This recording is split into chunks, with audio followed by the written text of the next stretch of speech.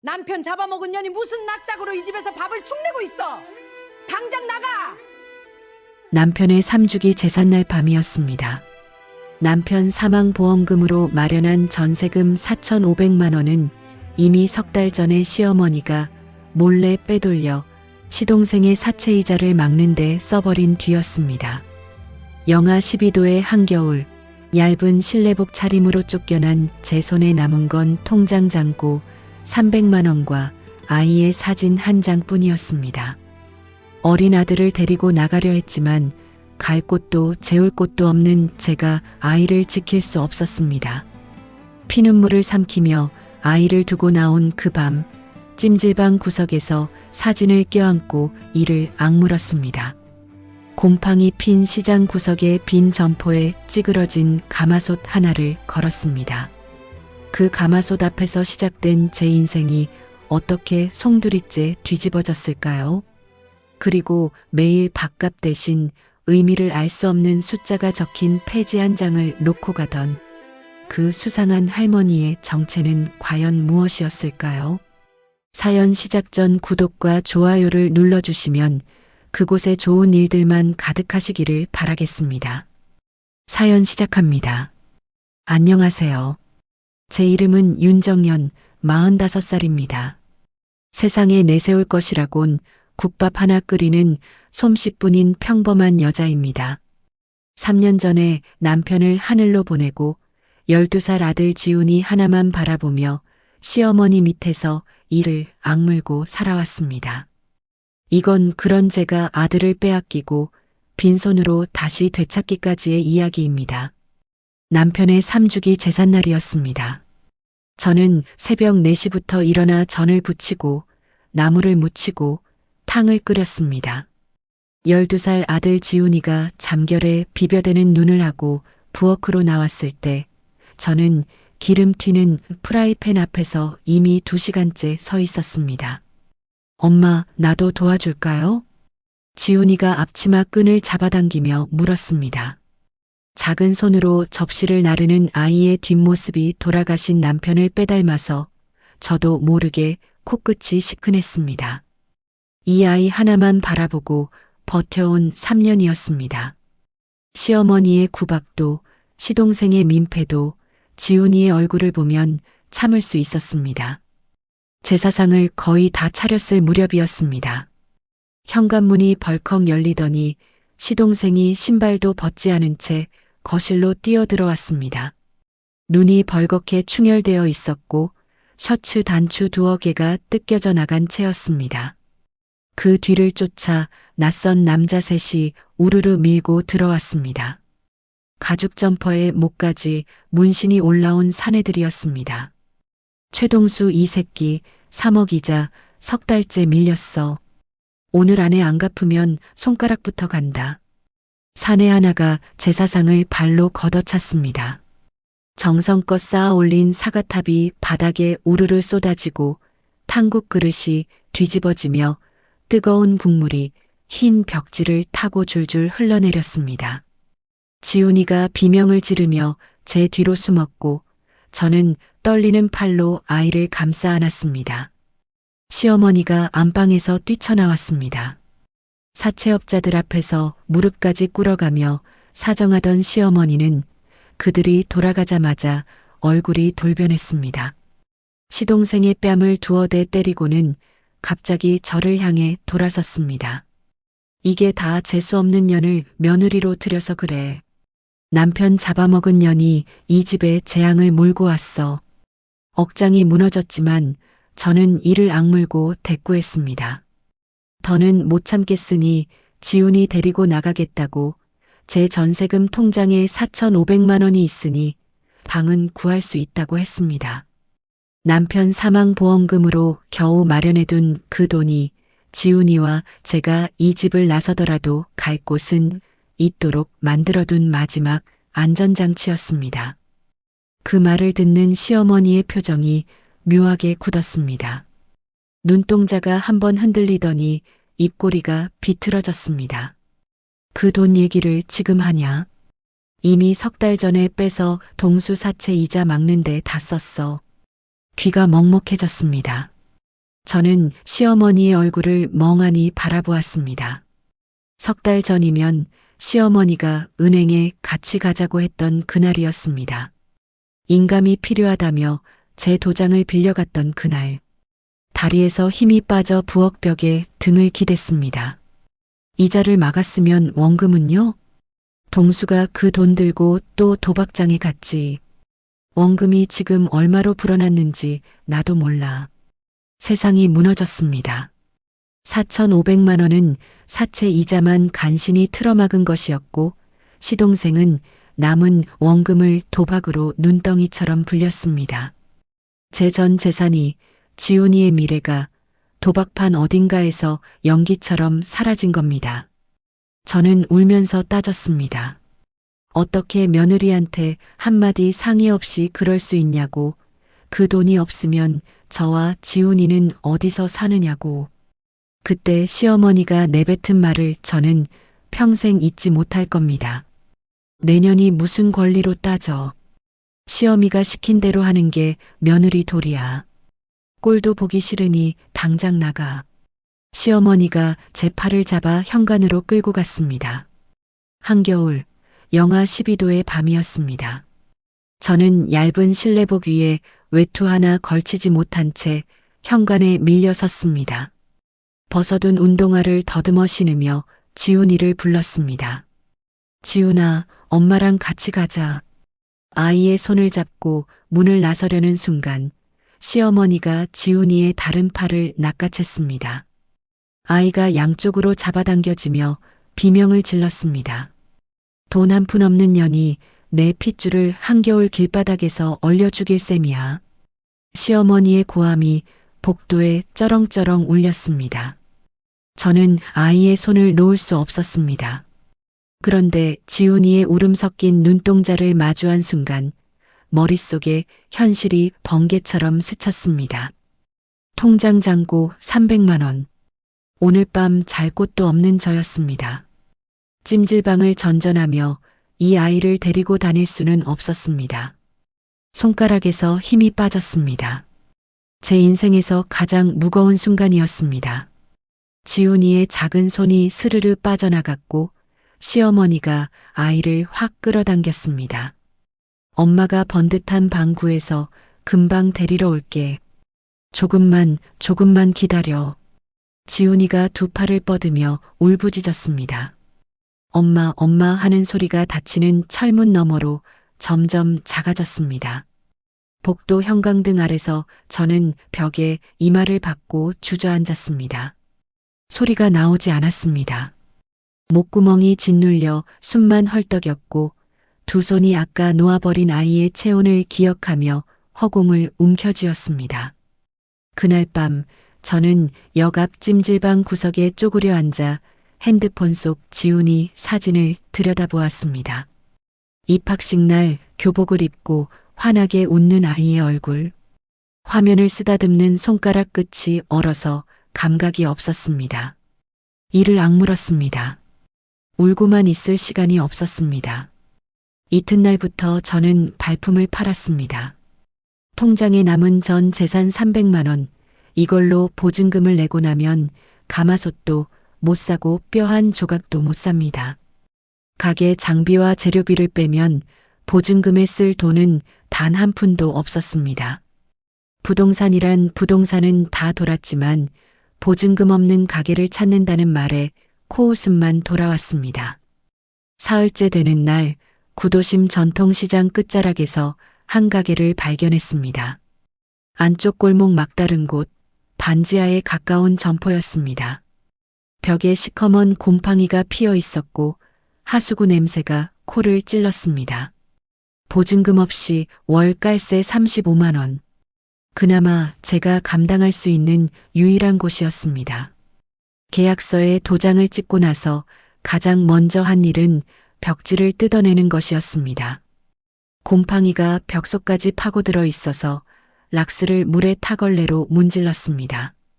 까만 곰팡이가 걸레에 묻어나올 때마다 구역질이 올라왔지만 손등이 갈라지고 손톱 사이가 벌겋게 부어올라도 멈출 수 없었습니다. 여기를 지훈이 데려올 발판으로 만들어야 했으니까요. 중고 주방기구 거리를 3번이나 왕복했습니다. 뚜껑이 찌그러진 대형 가마솥을 15만 원에, 다리가 휜 스테인리스 작업대를 8만 원에 샀습니다. 사장님이 불쌍했는지 플라스틱 바가지 몇 개를 덤으로 얹어주었습니다. 리어카에 가마솥을 싣고 시장 골목을 끌고 오는데 가마솥이 리어카 바닥에 부딪히며 내는 덜컹거리는 소리가 묘하게 제 심장 박동 같았습니다. 새벽 4시 마장동 축산물 시장에 처음 갔던 날을 잊지 못합니다. 트럭에서 내려지는 솥뼈와 잡뼈 더미 사이에서 핏물이 튀어 앞치마가 붉게 물들었습니다. 뼈를 물에 담가 핏물을 빼는데 손이 시려 감각이 없어졌습니다. 첫 핏물을 버리고 다시 물을 받아 끓이기를 반복했습니다. 5시간을 고안행 끝에 솥 안의 물이 뽀얗게 변하기 시작했습니다. 가마솥 앞에 쪼그려 앉아 끓어오르는 국물 위로 떨어지는 제 눈물을 보았습니다. 지훈아, 엄마가 이 국물로 꼭 너 데리러 간다. 가게 이름을 정연국밥이라고 지었습니다. 1,000원짜리 현수막을 출력해서 셔터 위에 붙였습니다. 오픈 첫날 상인회장이라는 황 회장이 팔짱을 끼고 들어와 가게 안을 둘러보더니 코웃음을 쳤습니다. 이런 구석에서 뭘 해보겠다는 거냐는 투였습니다. 저는 허리를 꼿꼿이 세우고 가마솥 뚜껑을 열었습니다. 뽀얀 김이 솟아오르며 진한 고기 냄새가 좁은 가게를 채웠습니다. 황 회장이 슬쩍 코를 벌름거리더니 아무 말 없이 나갔습니다. 점심때가 지나도 손님은 오지 않았습니다. 오후 2시 공사 현장에서 온 듯한 형광조끼 차림의 남자가 문을 열고 들어왔습니다. 제 첫 손님이었습니다. 저는 떨리는 손으로 국밥을 말아 내놓았습니다. 사내가 국물을 한 숟갈 떠서 후후 불어 입에 넣더니 눈이 커졌습니다. 아줌마, 이 국물 진짜 끝내주네. 사내는 밥을 2공기나 비웠습니다. 빈 그릇을 치우면서 저는 가슴 한구석에 작은 불씨가 살아나는 걸 느꼈습니다. 이 국물이면 될지도 모른다. 지훈이를 데려올 수 있을지도 모른다. 가게 불을 끄고 나와 셔터를 내리는데 한겨울 밤바람이 볼을 때렸습니다. 차갑고 매서웠지만 아침과는 달랐습니다. 저는 주머니에 손을 넣고 찜질방을 향해 걸었습니다. 발걸음이 가벼운 건 아니었지만 아침처럼 끌려가는 걸음도 아니었습니다. 그 주머니 안에는 첫 손님이 놓고 간 10,000원짜리 지폐 한 장과 지훈이의 사진이 함께 들어 있었습니다. 정연 국밥을 연지 열흘쯤 지났을 무렵 단골이라 부를 만한 손님이 서너 명 생겼습니다. 새벽에 일어나 뼈를 삶고 점심때 국밥을 팔고 저녁에 설거지를 마치면 찜질방으로 돌아가는 하루하루였습니다. 잠이 부족해 눈밑이 시커멓게 내려앉았고 가마솥 앞에 서면 허리가 끊어질 듯 아팠지만 쉴 수 없었습니다. 밤마다 찜질방 구석에 누워 통장 잔고를 확인하며 지훈이를 데려올 전세금을 계산했습니다. 한 달에 60만 원씩 모으면 1년 100만 원씩이면 8개월. 하지만 월세와 재료비를 빼고 나면 남는 돈은 고작 30만 원 안팎이었습니다. 아직 까마득했습니다. 그날도 매서운 한파가 몰아치는 아침이었습니다. 가게 셔터를 올리는데 쇠가 얼어붙어 장갑 낀 손으로 한참을 잡아당겨야 했습니다. 입김이 하얗게 퍼지는 걸 보며 문득 지훈이 생각이 밀려왔습니다. 이 추위에 학교는 잘 갔을지, 급식은 제대로 먹고 있는지, 작년에 사준 패딩이 소매가 짧아져서 손목이 삐죽 나왔었는데 시어머니가 새 옷을 사줬을 리 만무했습니다. 목도리라도 하나 보내주고 싶었지만 시댁에 연락하면 또 어떤 욕설이 쏟아질지 몰라 전화기만 만지작거리다 주머니에 넣었습니다. 가마솥에 불을 올리고 국물이 끓어오르기를 기다리는데 시장 입구 쪽에서 쇠붙이가 바닥에 쏟아지는 소리가 났습니다. 뛰어나가 보니 시장 골목 한복판에서 황 회장이 폐지 가득 실은 리어카를 발로 걷어차고 있었습니다. 리어카 옆에는 허리가 구부정한 할머니 한 분이 쭈그려 앉아 흩어진 폐지를 주섬주섬 줍고 있었습니다. 낡은 손패딩에 고무장갑, 머리에는 때가 낀 수건을 두르고 있었는데 고무장갑 사이로 보이는 손가락이 추위에 벌겋게 부어 있었습니다. 아니, 이 할매가 또 왔어? 시장 입구에 폐지 리어카 갖다 놓으면 손님들이 더럽다고 안 온다니까. 황 회장이 리어카를 한 번 더 걷어차며 소리쳤습니다. 할머니는 아무 대꾸 없이 폐지만 주워 담았습니다. 그 구부정한 등이 바람에 흔들리는 게 마른 나뭇가지 같았습니다. 황 회장이 가고 나서도 할머니는 한참을 그 자리에 쪼그려 앉아 폐지를 정리했습니다. 저는 가게 안에서 그 모습을 지켜보다가 국물이 넘치는 소리에 황급히 돌아섰습니다. 1시간쯤 지났을까요? 가게 앞을 쓸고 있는데 아까 그 할머니가 시장 골목벽에 기대 앉아 있는 게 보였습니다. 고개가 옆으로 꺾여 있었습니다. 처음엔 졸고 있나 싶었는데 다가가 보니 입술이 파랗게 질려 있었고 온몸이 덜덜 떨리고 있었습니다. 이마에 손을 대니 열이 펄펄 끓었습니다. 고무장갑을 벗겨보니 손가락 마디마디가 동상에 걸린 듯 시퍼렇게 변해 있었습니다. 순간 쓰러진 할머니의 마른 어깨와 갈라진 손이 지훈이와 겹쳐 보였습니다. 지금 이 시간에도 시어머니 눈치를 보며 밥 한 끼 제대로 못 먹고 있을 제 아이. 작년에 사준 패딩은 소매가 짧아져 손목이 드러나 있을 텐데 누가 따뜻한 밥이라도 한 그릇 챙겨주고 있을까? 생각이 거기에 미치자 몸이 먼저 움직였습니다. 할머니를 등에 업었습니다. 뼈만 남은 것 같은데도 무거웠습니다. 아니, 제 다리에 힘이 없었던 거였죠. 새벽부터 가마솥 앞에 서 있느라 무릎이 시큰거렸습니다.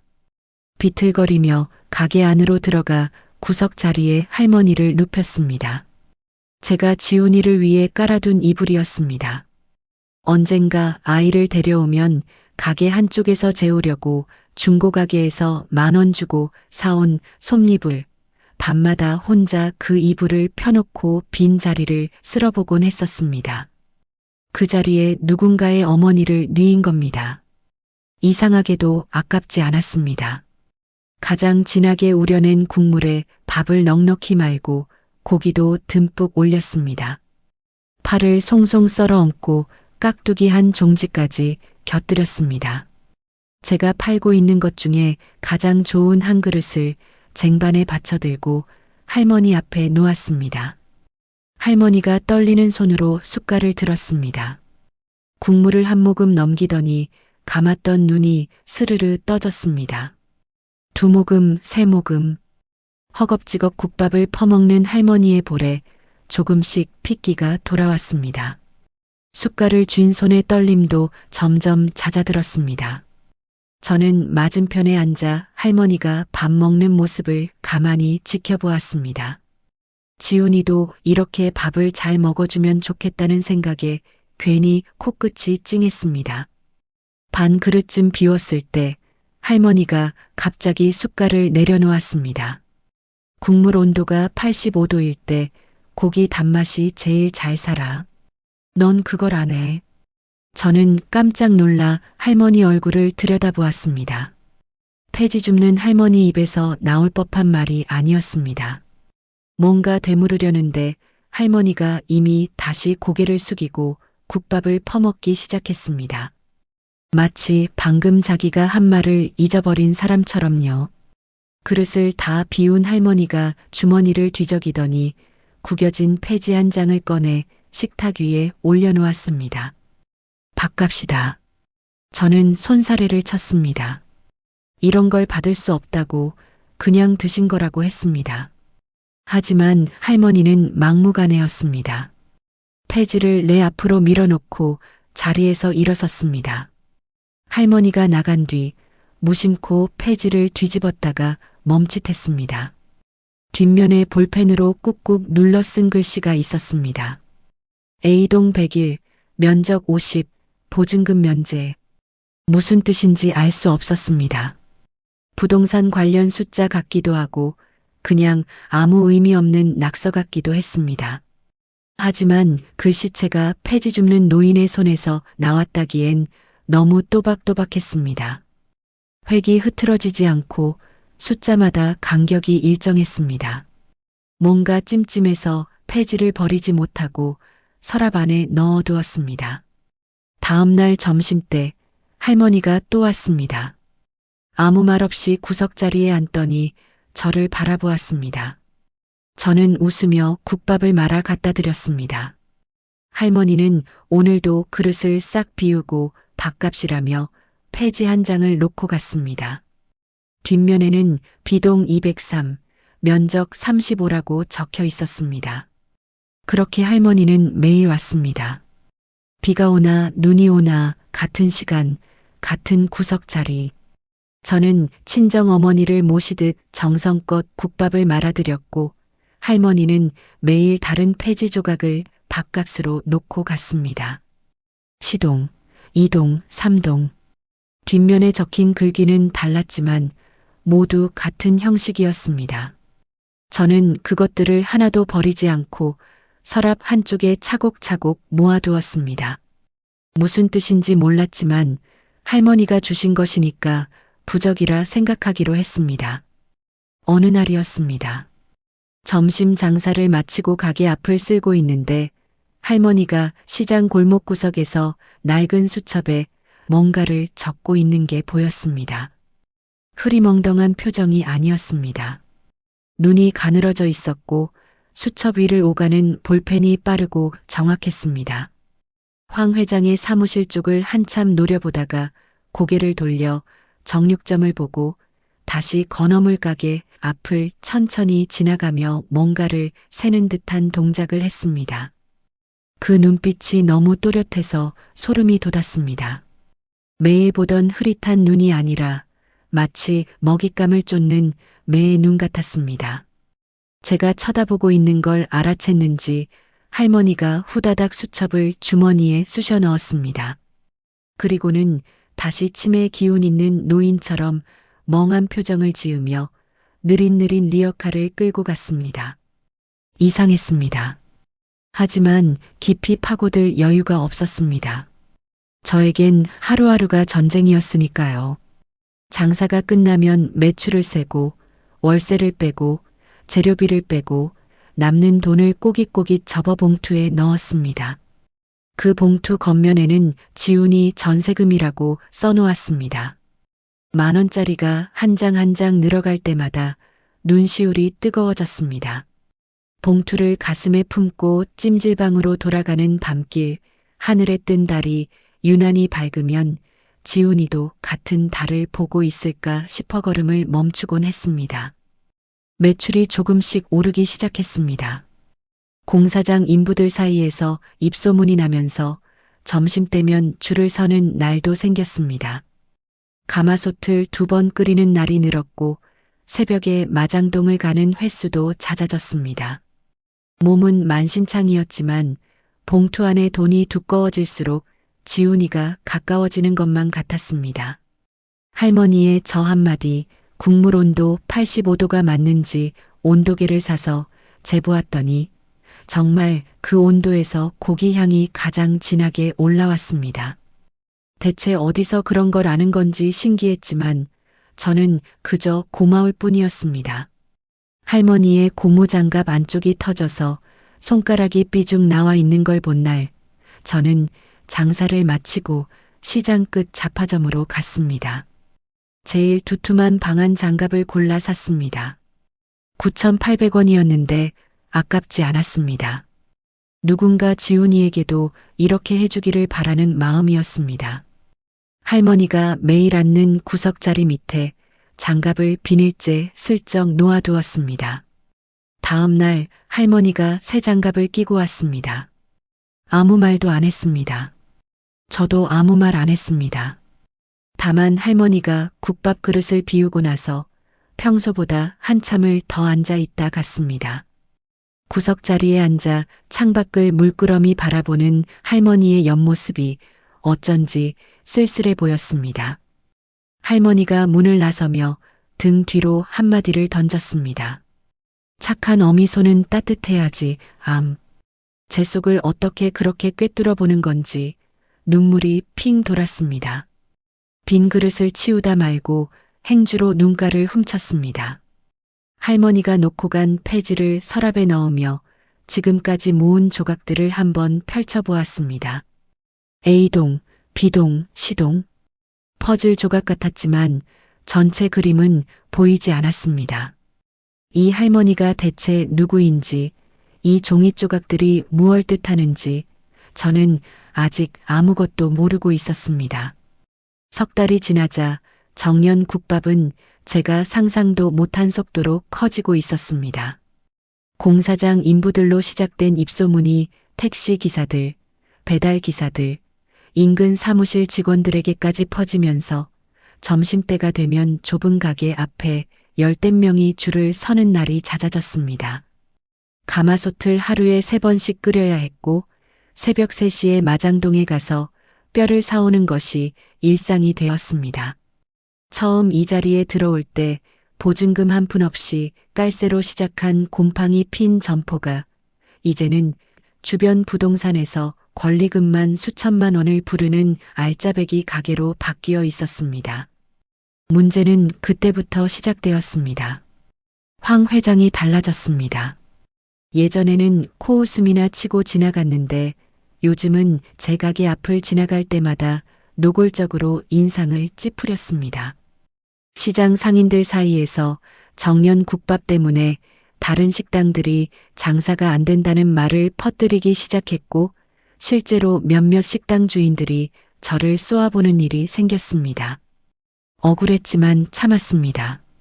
지훈이를 데려올 전세금이 반쯤 모인 참이라 쓸데없는 갈등으로 장사에 지장을 받고 싶지 않았습니다. 어느 날 아침 가게 문을 열고 나가는데 시장 입구 쪽에서 고함 소리가 들렸습니다. 이 할매 리어카를 아예 치워버려. 끌고 갈 데가 없으면 고물상에 팔아넘겨. 황 회장이 자기 휘하 젊은 상인 둘을 시켜 순옥 할머니의 리어카를 끌고 가고 있었습니다. 할머니가 리어카 손잡이를 두 손으로 붙잡고 버텼지만 마른 몸으로는 당해낼 수 없었습니다. 결국 손잡이가 할머니 손에서 빠져나갔고 리어카가 골목 저편으로 끌려가는 동안 할머니는 바닥에 주저앉아 쏟아진 폐지를 멍하니 바라보고 있었습니다. 달려갔습니다. 할머니 앞에 쪼그려 앉아 괜찮으시냐고 물었더니 할머니는 고개도 들지 않고 흩어진 폐지를 한 장 한 장 주워 담았습니다. 손등에 까진 자국에서 피가 배어 나오고 있었는데도 한 장이라도 더 건지려는 듯 바닥을 더듬었습니다. 저는 행주를 꺼내 할머니의 손등을 감싸주었습니다. 할머니가 그제야 고개를 들었는데 눈시울이 붉어져 있었습니다. 그 모습을 보는 순간 분노가 목구멍까지 차올랐습니다. 황 회장 사무실로 쳐들어갔습니다. 문을 확 열자 황 회장이 의자에 기대앉아 커피를 마시고 있었습니다. 저를 보더니 느긋하게 입꼬리를 올렸습니다. 왜 내 가게 앞에 리어카 세워놓으면 손님들이 안 올까봐 걱정돼서 왔어? 할머니한테 왜 그러세요? 폐지 줍는 노인한테 리어카가 얼마나 소중한 건데. 저는 주먹을 불끈 쥐고 있었지만 참았습니다. 여기서 멱살을 잡으면 경찰이 올 것이고 그러면 장사를 못합니다. 장사를 못하면 지훈이를 못 데려옵니다. 이를 깨물고 사무실을 나왔습니다. 그날 오후 중고 가게를 돌아 리어카 하나를 12만 원에 샀습니다. 지훈이 전세금 봉투에서 꺼낸 돈이라 손이 떨렸지만 할머니 표정을 떠올리면 망설일 수 없었습니다. 쏟아진 폐지까지 주워 담아 할머니에게 가져다 드렸습니다. 할머니가 새 리어카 손잡이를 잡아보더니 저를 올려다보았습니다. 뭔가 말하려는 것 같더니 입을 다물고 고개만 꾸벅 숙였습니다. 그 한 번의 고개 숙임이 어떤 말보다 무거웠습니다. 그리고 가게 뒷문 옆에 양철 지붕이 달린 작은 공간이 있었는데 비가 새긴 했지만 방수포를 덮어주면 쓸만했습니다. 할머니 전용 주차 공간이라며 그 자리를 내어드렸습니다. 보름쯤 뒤 가게에 손님이 가장 붐비는 점심때 구청 직원 2명이 들이닥쳤습니다. 위생 점검이라며 주방 구석구석을 들여다보기 시작했습니다. 뒤에서 황 회장이 허위 신고를 넣었다는 걸 나중에야 알았습니다. 국밥을 기다리던 손님 5~6명이 인상을 쓰며 나가버렸고 속이 타들어갔습니다. 그런데 구청 직원들이 싱크대 및 배수구, 냉장고 안쪽, 도마 뒷면까지 샅샅이 살펴보더니 오히려 감탄했습니다. 제가 매일 밤 장사가 끝나면 1시간씩 바닥을 쓸고 닦고 가마솥 주변을 락스물로 소독하고 있었거든요. 지훈이를 데려와서 이 가게에서 밥을 먹일 건데 더러운 주방에서 만든 국밥을 아이한테 먹일 수는 없었습니다.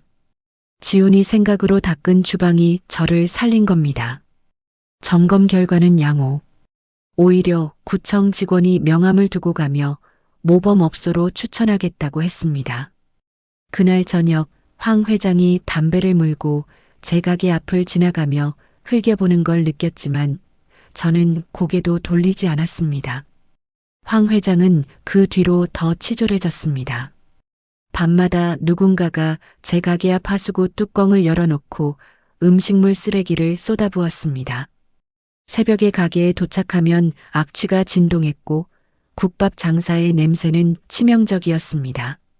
어떤 날은 생선 내장이 뒤섞여 있었고 어떤 날은 상한 김치 국물이 하수구에서 넘쳐 흘러 가게 셔터 밑으로 스며들어 있었습니다. 매일 새벽 2시 반에 일어나 시장으로 가서 하수구부터 청소했습니다.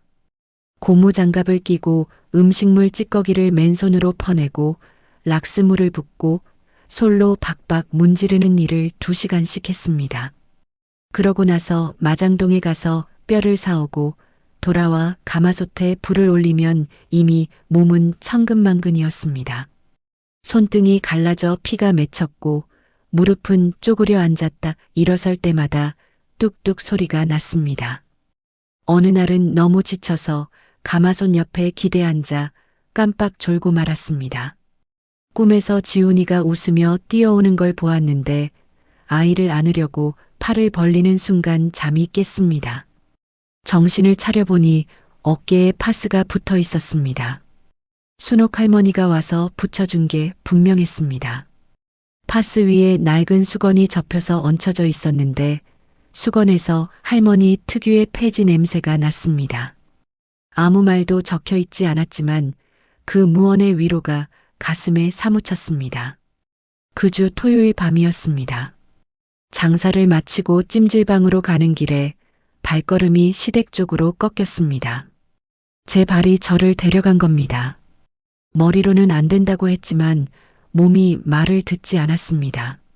시댁 근처 학원가 골목, 꺼진 간판 및 가로등 그림자에 서서 한참을 기다렸습니다. 숨을 쉴 때마다 하얀 입김이 올라왔고 발끝이 얼어 감각이 없어졌습니다. 10시가 넘어 학원 문이 열리고 아이들이 우르르 쏟아져 나왔습니다. 그 가운데 지훈이가 있었습니다. 가방을 양쪽 어깨에 걸치고 고개를 숙인 채 터벅터벅 걸어왔습니다. 작년보다 키가 한 뼘은 자란 것 같았는데 어깨가 좁아 보였습니다. 웃는 얼굴이 아니었습니다. 같이 나온 아이들이 삼삼오오 엄마 아빠 손을 잡고 흩어지는데 지훈이만 혼자 2 손을 주머니에 찔러 넣은 채 골목으로 사라졌습니다. 제 다리가 떨렸습니다. 뛰어가서 안고 싶었습니다. 엄마가 여기 있다고, 조금만 더 기다려달라고. 하지만 지금 나타나면 아이만 혼란스러울 것이고 시어머니가 알면 또 어떤 행패를 부릴지 몰랐습니다. 전봇대 뒤에 숨어서 아이의 뒷모습이 완전히 사라질 때까지 바라보았습니다. 눈물이 턱끝까지 차올랐지만 소리 내지 않았습니다. 주먹으로 입을 틀어막고 참았습니다. 찜질방으로 돌아오는 길 내내 이빨을 악물고 걸었습니다. 더 빨리 돈을 모아야 합니다. 더 빨리. 다음 주 월요일 점심 가죽 점퍼를 입은 사내 셋이 가게에 들어와 국밥 3그릇을 시켰습니다. 다 비우고 나서 계산대 앞에 선 사내가 주머니를 뒤지는 척하더니 씩 웃었습니다. 아줌마, 지갑을 놓고 왔네. 다음에 올게. 누가 봐도 무전취식이었습니다. 저는 도마 위에 놓인 식칼을 집어들었습니다. 사내들이 눈을 동그랗게 떴습니다. 저는 칼을 높이 치켜들었다가 옆에 놓인 소뼈 토막 위로 내리쳤습니다.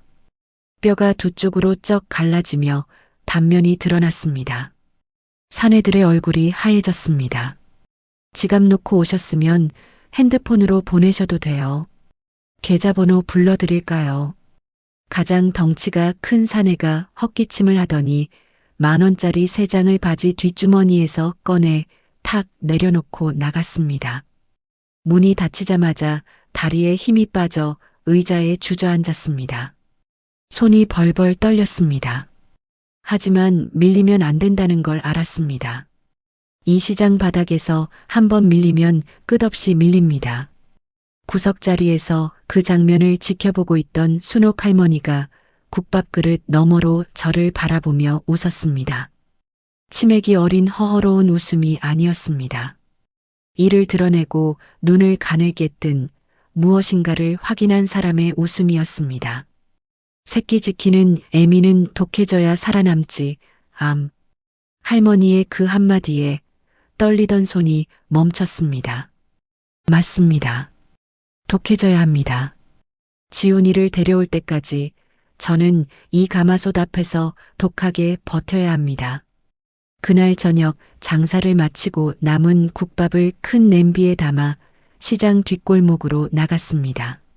노점에서 양말을 파는 김할머니, 과일 좌판을 깔고 앉은 이 할머니, 시장 화장실을 청소하는 박 아주머니, 황 회장 눈치를 보느라 제 가게에 들어오지 못하던 분들이었습니다. 제가 국밥 냄비를 들고 나타나자 처음에는 다들 손사래를 쳤습니다. 괜히 받아먹었다가 황 회장한테 찍힐까봐 겁이 나셨던 거였죠. 하지만 뜨끈한 국물 냄새 앞에서는 사양이 오래가지 못했습니다. 한 그릇씩 나누어 드리면서 이런저런 이야기를 나누었습니다. 저는 이 척박한 바닥에서 제 편이 되어줄 사람들을 만들어가고 있었습니다. 혼자서는 못 이깁니다.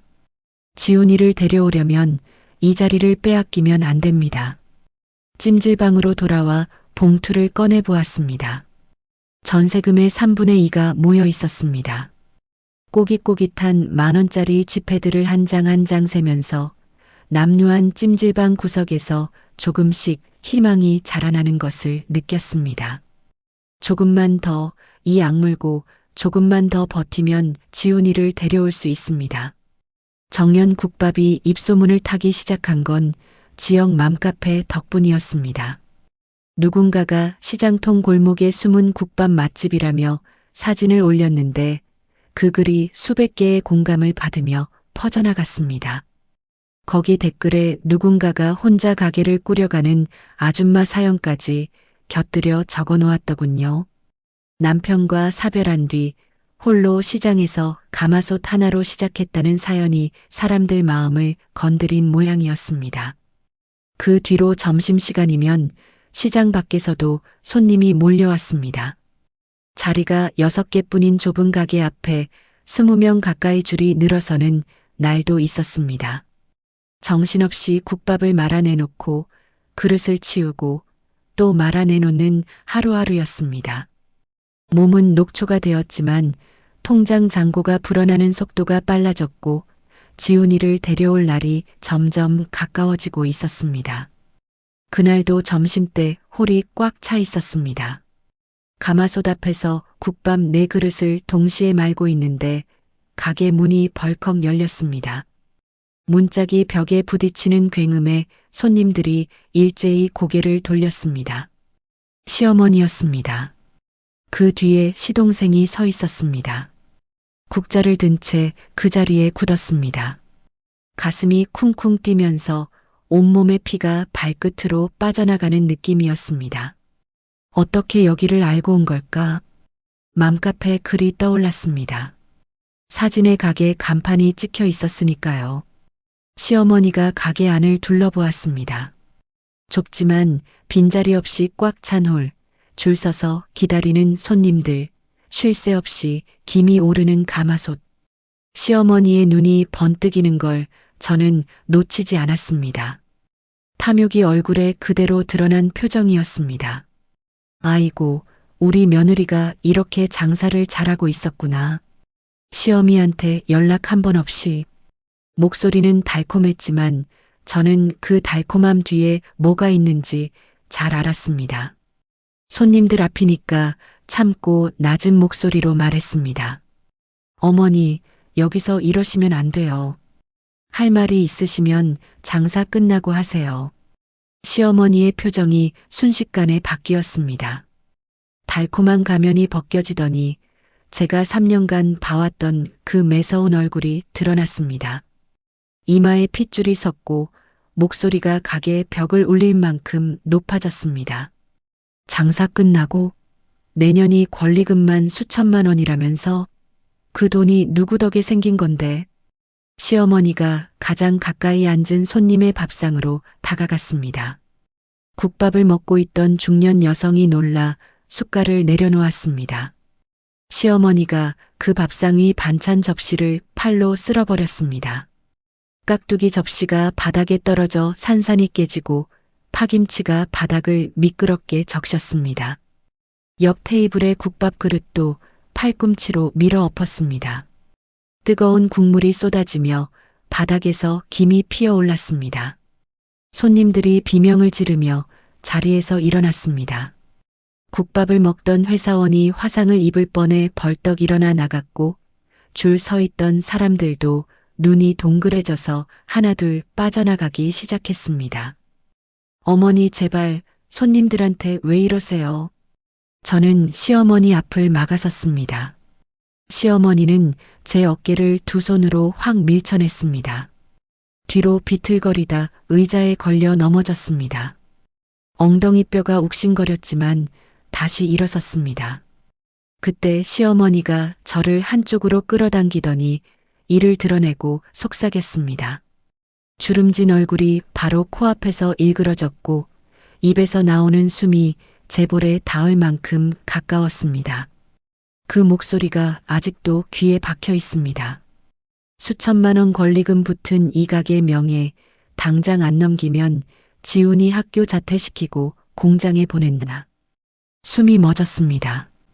12살짜리 아이를 학교에서 빼서 공장에 보내겠다니. 또래 친구들과 뛰어놀아야 할 제 아이를, 공부하고 꿈을 키워야 할 제 아이를 기계 앞에 세우겠다는 겁니다. 제 아들의 미래 전부를 담보로 가게를 내놓으라는 소리였습니다. 다리에서 힘이 빠져 벽에 기대야 했습니다. 눈앞이 까매졌습니다. 그 사이 시동생이 계산대로 성큼성큼 걸어갔습니다. 금전 등록기 서랍을 잡아당기려는 게 보였습니다. 저는 정신이 번쩍 들었습니다. 저 안에는 오늘 장사한 돈만 있는 게 아니었습니다. 지훈이 전세금 봉투도 같이 넣어두었습니다. 매일 몸에 지니고 다니기 불안해서 금전 등록기 밑에 숨겨두었던 겁니다. 뛰어갔습니다. 시동생의 손이 서랍 손잡이를 잡는 순간 저는 온몸을 날려 시동생의 팔에 매달렸습니다. 시동생이 제 머리채를 잡아 흔들었고 저는 이가 빠질 것 같은 통증 속에서도 서랍을 놓지 않았습니다. 머리카락이 한 움큼 뜯겨나가는 걸 느꼈지만 상관없었습니다. 바닥을 뒹굴며 버텼습니다. 시동생이 제 손가락을 하나씩 꺾으려 했고 저는 손가락이 부러져도 좋으니 이 서랍만은 지켜야 한다고 이를 악물었습니다. 저 안에 지훈이의 전세금이 있습니다. 석 달 넘게 새벽잠을 줄여가며 손이 갈라지고 허리가 끊어질 것 같아도 하루도 쉬지 않고 모은 돈이 들어 있습니다. 시동생에게 밀려 바닥에 나동그라진 그 순간 시어머니가 가마솥 쪽으로 가는 게 보였습니다. 시어머니가 옆에 놓인 쓰레기통을 두 손으로 번쩍 들어 펄펄 끓는 가마솥 위로 기울였습니다. 제 육수 새벽 3시부터 5시간을 고아낸 생명줄 같은 국물이 음식물 쓰레기로 오염되려는 찰나였습니다. 쨍! 깍두기 국물이 담긴 양은 냄비가 시어머니의 얼굴에 정통으로 날아들었습니다. 순옥 할머니였습니다. 구석자리에서 벌떡 일어선 할머니가 먹다 남은 깍두기 국물이 가득 담긴 양은 냄비를 두 손으로 들어 시어머니 얼굴에 정확히 투척한 겁니다. 뻘건 깍두기 국물이 시어머니의 얼굴과 옷을 적시며 튀었습니다. 시어머니가 얼굴을 감싸쥐고 비명을 질렀습니다. 쓰레기통이 시어머니 손에서 빠져 바닥으로 떨어졌고 가마솥 속 국물은 무사했습니다. 시동생이 시어머니 쪽으로 뛰어갔습니다. 그 틈에 저는 기어서 금전 등록기 서랍을 닫고 몸으로 막았습니다. 천벌받을 인간들아, 핏줄 담보로 장사지라는 짐승만도 못한 것들. 할머니가 쩌렁쩌렁한 목소리로 호통을 쳤습니다. 폐지 줍는 노인의 목소리가 아니었습니다. 가게 전체가 울릴 만큼 우렁찬 울림이 있었습니다. 시어머니가 할머니를 밀치려 손을 뻗는 순간 가게 밖에서 사람들이 우르르 밀고 들어왔습니다. 김할머니, 이할머니, 박아주머니, 그리고 정육점 사장님까지. 제가 국밥을 나눠주던 시장 상인들이 소동을 듣고 달려온 겁니다. 정육점 사장님이 떡 벌어진 어깨로 시동생 앞을 가로막으며 한 발짝도 못 움직이게 했고 김할머니와 이 할머니가 시어머니 양팔을 붙잡았습니다. 박 아주머니가 가게 밖으로 나가 다른 상인들을 더 불러왔습니다. 순식간에 가게 앞이 사람들로 빽빽해졌습니다. 시어머니가 발버둥 치며 악을 썼습니다. 지훈이 볼 생각은 꿈도 꾸지 마라. 그 애는 내 핏줄이야. 시동생이 시어머니를 부축해 가게 밖으로 나가면서 뒤를 돌아보았습니다. 그 눈빛에 이게 끝이 아니라는 협박이 담겨 있었습니다. 저는 바닥에 주저앉은 채 시댁 식구들이 사라지는 걸 지켜보았습니다. 시댁 식구들이 가게를 나간 뒤에도 한참 동안 바닥에서 일어날 수 없었습니다. 깨진 그릇 조각 사이에 주저앉아 두 손으로 바닥을 긁었습니다. 손톱 밑으로 깨진 사기 조각이 박혀 피가 났지만 아프지 않았습니다. 아들을 정말 빼앗길 수도 있다는 공포가 가슴팍을 짓눌렀습니다. 시어머니는 할 사람입니다. 진짜로 지훈이를 학교에서 빼버릴 수도 있습니다. 그 생각이 드는 순간 숨이 막혔습니다. 울음이 터졌습니다. 소리를 죽이려 했지만 안 되었습니다. 가게 한가운데 엎질러진 국물과 깨진 그릇 더미 위에서 엉엉 울었습니다. 상인들이 하나둘 빗자루와 대걸레를 들고 와서 엎질러진 국물을 닦고 깨진 그릇을 쓸었습니다. 아무도 말을 걸지 않았습니다.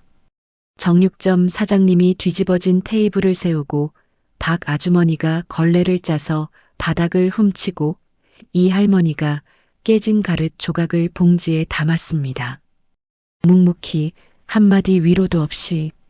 그 침묵이 오히려 제 울음을 더 크게 만들었습니다.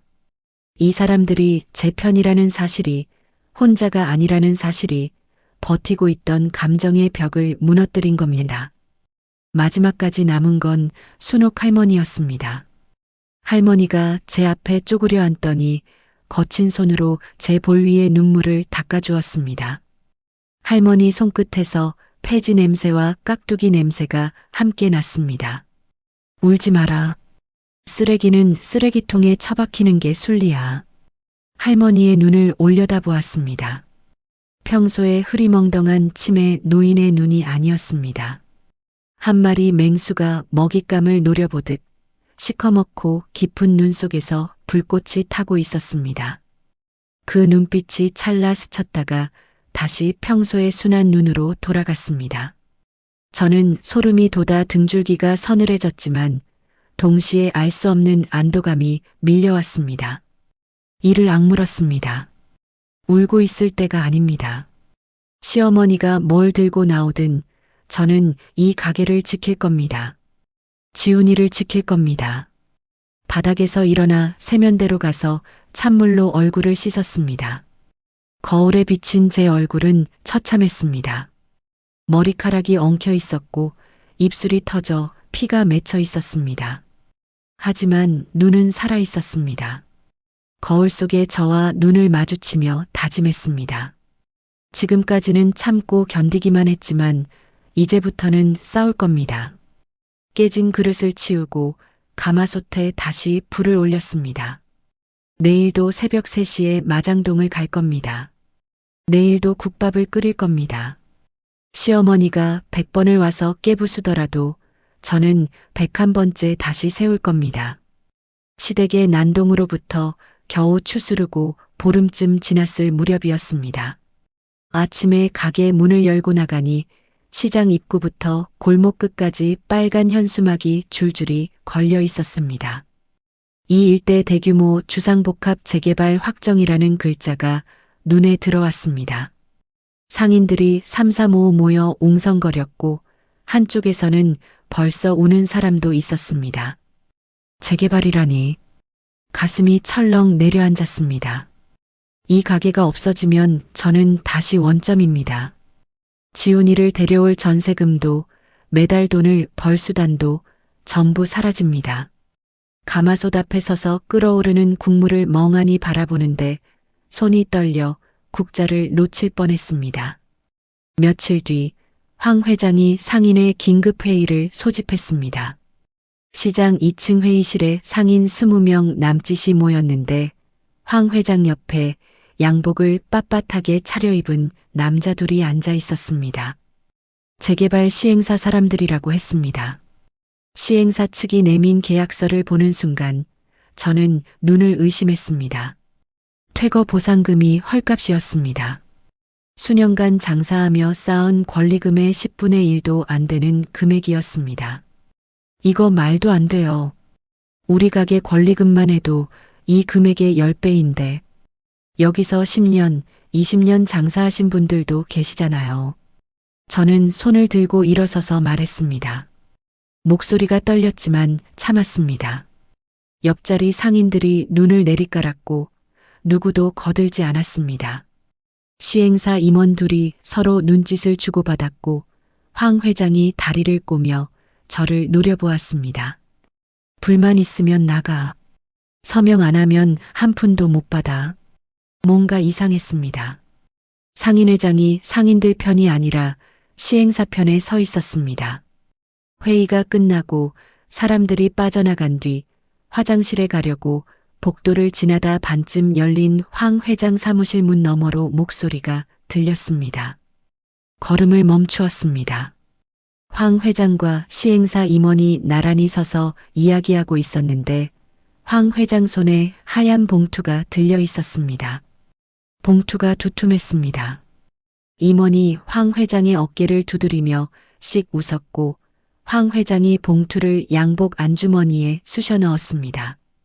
봉투 입구가 벌어지면서 지폐 뭉치가 빼꼼히 보였습니다. 뒷돈이었습니다. 황 회장이 시행사의 부패한 임원과 손을 잡고 상인들을 헐값에 쫓아내는 대가로 거액을 받고 있었던 겁니다. 등줄기에 식은땀이 흘렀습니다. 들키면 안 됩니다. 숨을 죽이고 뒷걸음질 쳐 그 자리를 빠져나왔습니다. 다리가 후들거렸지만 가만히 있을 수 없었습니다. 다음 날 시장 상인들을 돌아다니며 일일이 설득했습니다. 이대로 헐값에 쫓겨나면 다 죽는다고, 함께 뭉쳐서 싸워야 한다고, 수십 년 장사한 분들의 권리금이 하루아침에 휴지 조각이 된다고, 정육점 사장님이 맨 먼저 주먹으로 허벅지를 치며 동의했고 과일 좌판 이 할머니가 뒤를 따랐습니다. 12명이 모여 비상대책위원회를 꾸렸고 저는 대표로 밀려났습니다. 원한 것은 아니었지만 빠질 수도 없었습니다. 이 가게의 정당한 보상금이라도 제대로 받아야 지훈이를 데려올 수 있었으니까요. 그때부터 지옥이 시작되었습니다. 이튿날 밤 가게 셔터에 빨간 레커로 철거라는 글자가 큼지막하게 칠해져 있었습니다. 레커가 흘러내린 자국이 마치 핏줄기 같았습니다. 그 다음날 밤에는 셔터가 찌그러져 있었습니다. 누가 쇠파이프로 내리친 자국이었습니다. 용역 깡패들이 매일 밤 시장을 돌아다녔습니다. 가죽 점퍼에 마스크를 쓴 사내 대여섯이 밤 11시쯤 나타나 상인들 가게 앞에 쪼그려 앉아 담배를 피우다 새벽이면 사라졌습니다. 직접 손을 대지는 않았지만 그 존재 자체가 공포였습니다. 잠을 잘 수가 없었습니다. 찜질방에 누우면 혹시 지금 가게를 부수고 있는 건 아닌지, 가마솥을 뒤엎은 건 아닌지 불안해서 한숨도 못 잤습니다. 순옥 할머니가 걱정되었습니다. 용역들이 할머니를 건드리기라도 하면 큰일이었습니다. 점심때 찾아온 할머니에게 당분간 이쪽에 오지 말라고 했습니다. 위험하다고, 제발 좀 쉬시라고. 할머니가 국밥 그릇을 내려놓으며 저를 올려다보았습니다. 서운한 표정이 아니었습니다. 오히려 눈 속에 뭔가 단단한 결심 같은 것이 서려 있었습니다. 하지만 저는 그걸 읽을 여유가 없었습니다. 할머니의 등을 밀며 가게 문 밖으로 모셔드렸습니다. 할머니가 문 앞에서 한 번 뒤를 돌아보았습니다. 그 눈빛이 예전의 본매의 눈빛이었는데 그때의 저는 미처 알아차리지 못했습니다. 할머니가 떠난 뒤로 가게가 텅 빈 것처럼 느껴졌습니다. 구석자리에 아무도 앉지 않는 게 이렇게 허전한 줄 몰랐습니다. 용역의 협박이 계속되자 매출이 반 토막 났습니다. 손님들이 무서워서 안 왔습니다. 가게 앞에 칠해진 빨간 철거 글자를 보고 발길을 돌리는 사람이 한둘이 아니었습니다. 줄을 서던 점심시간에 이제 서너 명이 전부였습니다. 월세는 꼬박꼬박 나갔고 구청에 낼 탄원서를 쓰려면 법률 상담비가 필요했습니다. 변호사 사무실에 다녀오니 상담비만 50만 원이 빠졌습니다. 지훈이 전세금 봉투에서 돈이 빠져나가기 시작했습니다. 한 장, 두 장, 10장. 한 장을 뺄 때마다 가슴을 칼로 긋는 것 같았습니다. 석 달 넘게 새벽잠을 줄이고 뼈를 깎으며 모은 돈이 눈앞에서 녹아내리는 걸 보면서 내장이 뒤틀리는 것 같았습니다. 구청에 탄원서를 냈지만 담당 공무원은 서류만 받아놓고 일주일이 지나도록 아무 연락이 없었습니다. 직접 찾아갔더니 담당자가 자리를 비웠다며 돌려보냈습니다. 경찰서에 가서 용역의 기물 파손을 신고했더니 증거가 부족하다며 조서조차 안 꾸며주었습니다. 나중에 알고 보니 시행사 쪽에서 이미 관련 부서에 손을 써놓은 뒤였습니다. 벽이었습니다. 사방이 막힌 벽. 혼자서 주먹을 휘둘러 봤자 닿는 곳이 없었습니다. 비상대책위원회는 빠르게 무너지고 있었습니다. 12명이던 위원이 일주일 만에 8명이 되었고 보름 뒤에는 5명만 남았습니다. 용역들이 밤에 집으로 찾아가 가족을 들먹이며 협박했다는 이야기가 돌았습니다. 과일 좌판 이 할머니가 울면서 전화를 걸어왔습니다. 미안하다고, 더는 못하겠다고. 탓할 수 없었습니다. 저도 지훈이가 없었다면 벌써 도망쳤을지 모릅니다. 마지막까지 남은 건 정육점 사장님과 저 단 2사람뿐이었습니다. 그리고 그날 밤이 왔습니다. 폭우가 쏟아지는 밤이었습니다. 빗소리에 잠을 설치며 찜질방에 누워 있는데 새벽 1시에 전화가 울렸습니다. 정육점 사장님이었습니다. 목소리가 떨리고 있었습니다. 용역들이 왔다고, 가게를 부수고 있다고. 슬리퍼 차림으로 뛰쳐나왔습니다. 비를 맞으며 시장까지 15분을 전력 질주했습니다. 도착했을 때 가게 유리창이 산산조각 나 있었습니다. 빗물에 유리 파편이 가로등 불빛을 받아 반짝이며 바닥을 뒤덮었습니다. 용역들은 이미 사라진 뒤였습니다. 안으로 들어가니 의자 4개가 골목으로 던져져 있었고 테이블 2개가 뒤집어져 다리가 부러져 있었습니다. 가마솥은 다행히 무사했지만 싱크대가 통째로 뒤집어져 있었습니다.